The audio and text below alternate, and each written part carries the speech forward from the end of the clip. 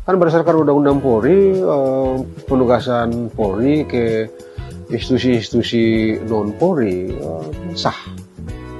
Sampai dengan saat ini pasal atau aturan yang menjadi dasar penempatan anggota Polri di luar Polri kan tidak dinyatakan konstitusional, dan karena itu maka secara konstitusi atau secara konstitusional itulah yang menjadi dasar bagi polisi dan atau pemerintah secara keseluruhan mengambil tindakan-tindakan, sebut saja misalnya menempatkan salah satu atau beberapa anggota Polri di luar institusi Polri.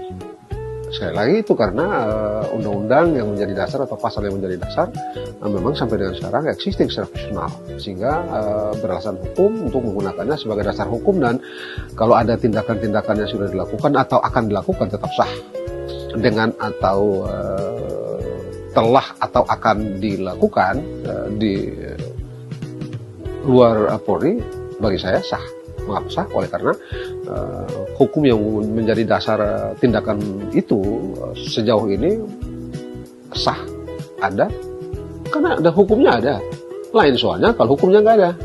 Apa hukumnya? Ya pasal 28 itu sampai dengan saat ini sah, eksis secara konstitusional sah, dan karena sah dia menjadi dasar untuk Kapolri dan atau Presiden atau instansi lain melakukan tindakan-tindakan menggunakan pasal 28 itu. Misalnya ada instansi lain, katakanlah kementerian apalah begitu, yang menghendaki satu atau beberapa orang anggota Polri untuk menempati jabatan di kementerian itu misalnya. Mereka silakan mengajukannya ke Kapolri, dan tentu saja Kapolri mesti meminta pertimbangan sesuai dengan tatanan hukum administrasi kita, meminta pertimbangan kepada kementerian yang diberikan wewenang untuk itu.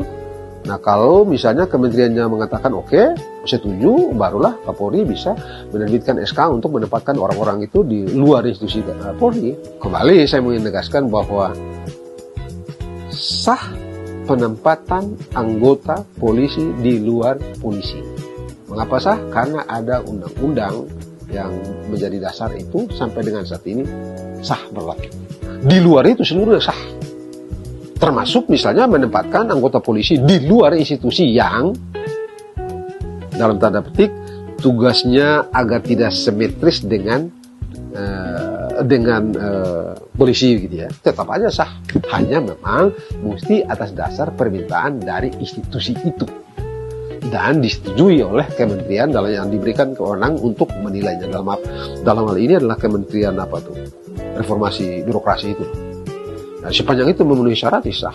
Karena itu menurut saya putusan Mahkamah Konstitusi yang baru diputuskan tadi itu tidak cukup fundamental